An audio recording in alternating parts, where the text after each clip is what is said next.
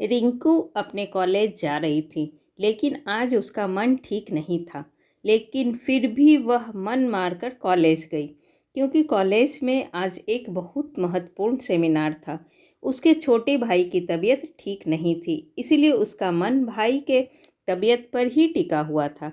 रिंकू और उसका भाई रमन सतना के एक महाविद्यालय में पढ़ते थे। यहाँ वो किराए के एक कमरे में रहकर अपनी पढ़ाई कर रहे थे। रिंकू और रमन की बिल्कुल भी नहीं बनती थी। दोनों आपस में चूहे बिल्ली की तरह लड़ते रहते थे। दोनों के मम्मी पापा गांव में रहते थे तथा खेती बाड़ी का काम करते थे। वे दोनों इस भाई बहन की लड़ाई से परेशान भी रहते थे और चिंतित भी रहते थे। लेकिन पिछले कुछ दिनों से रमन की तबीयत ठीक नहीं थी, इसलिए दोनों के बीच लड़ाई का कोई कारण ही नहीं था। रमन बुखार से पीड़ित बिस्तर में पड़ा रहता था, न ज़्यादा बोलता था। रिंकू हमेशा गुस्से में रमन के मर जाने की कामना किया करती थी, पर यह सब वह गुस्से में कहा करती थी। रिंकू को सब कुछ व्यवस्थित तरीके से चीज़ें पसंद थी।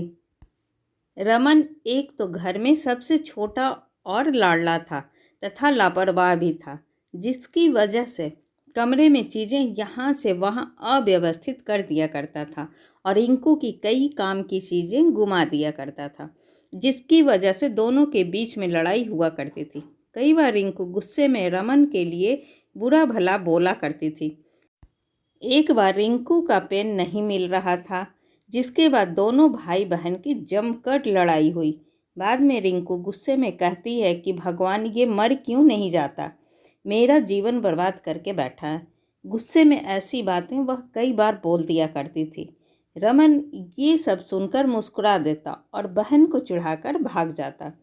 भाई बहन का प्यार क्या होता है, इन दोनों को नहीं पता था। लेकिन जब से रमन की तबीयत खराब हुई थी, रिंकू को लगता था कि उसी के अनाप शनाप बोलने की वजह से रमन की तबीयत खराब हुई है। इसलिए उसे अपने ऊपर भी बहुत गुस्सा आ रहा था। वह इस समय अपने भाई की पूरी मन से सेवा कर रही थी, जिससे वह ठीक हो जाए। इसके अलावा अब वह भगवान की पूजा भी करने लगी और कॉलेज के बगल में हनुमान मंदिर में जाकर अपने भाई की लंबी उम्र के लिए प्रार्थना करती। मंदिर के पंडित ने बताया कि बुधवार के दिन व्रत करने से जिसके लिए व्रत रखो वह स्वस्थ हो जाता है। यह सुनकर रिंकू ने बुधवार के दिन भी व्रत रखने लगी।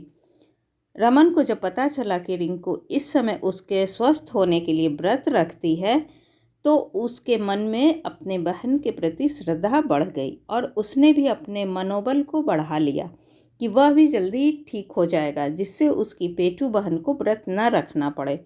और धीरे धीरे कुछ ही हफ्तों में रमन ठीक हो गया।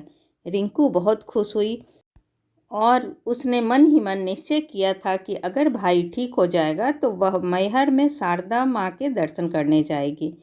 कुछ दिन बाद वो दोनों फिर से लड़ रहे हैं।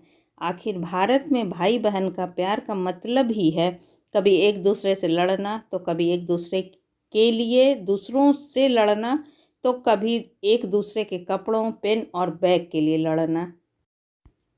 ऐसी ही अच्छी और ज्ञानवर्धक कहानी सुनने के लिए प्लीज़ आप मेरे चैनल को सब्सक्राइब ज़रूर करें। तब तक के लिए बाय बाय।